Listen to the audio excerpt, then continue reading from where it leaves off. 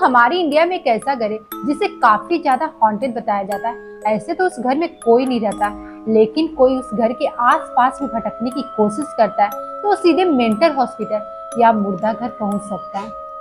तो मैं जिस घर के बारे में बात कर रही हूँ वह घर है कुंदन बाग, जो कि हैदराबाद में है। इस घर को इंडिया के सबसे हॉन्टेड घर बताया जाता है। इस घर के आसपास भी कोई भटकना नहीं पसंद करता, क्योंकि यहाँ कई लोगों की जाने गई है, कई लोग मेंटल अस्पताल पहुंच चुके हैं। तो जानते हैं इस घर के बारे में, क्यों ये घर इतना भूतिया है, क्यों इसे इतना हॉन्टेड बताया जाता है, लोग क्यों कहते हैं कि शाम होने के बाद इस घर के आसपास भी भटकना नहीं चाहिए। तो कुंदन बाग में सिर्फ अमीरों का घर हुआ करता था। उसी कुंदन बाग के पास में एक चोर रहता था जिसका नाम साजिद था। वो कई दिनों से, लगभग एक हफ्ते से वो कुंदन बाग घर पर नजर लगाए हुए था।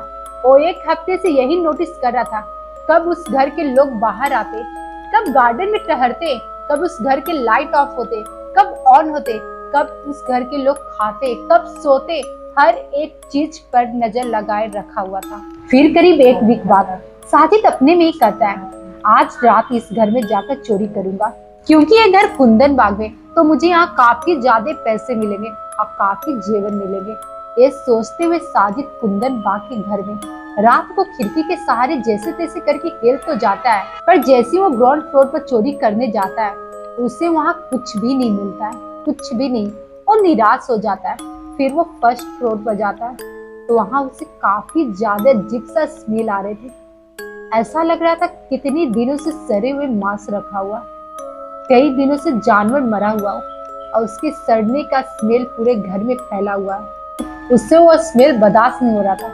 फिर वो कहता है कि कई दिनों से मैं उस घर पर नजर लगा के बैठा हूँ, फिर मैं यहाँ से हार मान के जा नहीं सकता हूँ।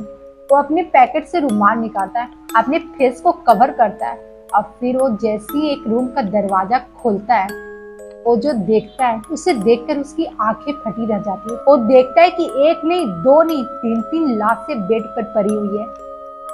वो लाशें सड़ी हुई थी। ऐसा लग रहा था कितने दिनों से वो लाशें वहां पर पड़ी हुई है।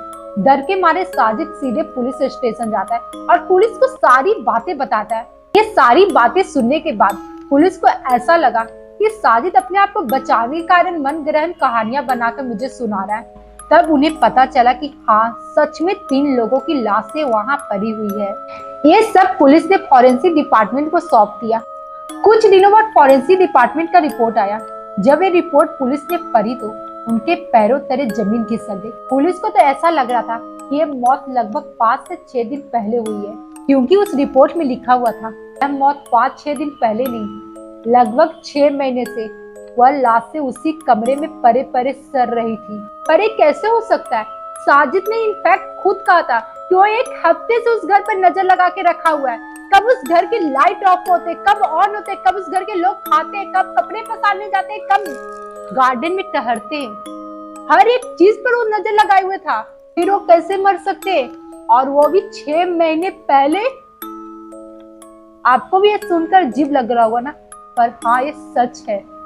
पर रिपोर्ट के मुताबिक उनकी मौत जहर खाने से हुई थी और उनके कमरे से फेनाइल के बोतल भी मिला था और काफी ज्यादा तंत्र मंत्र काला जादू के सामानें भी मिली थी। तो इससे पता चलता है कि वो लोग काले जादू भी क्या करते।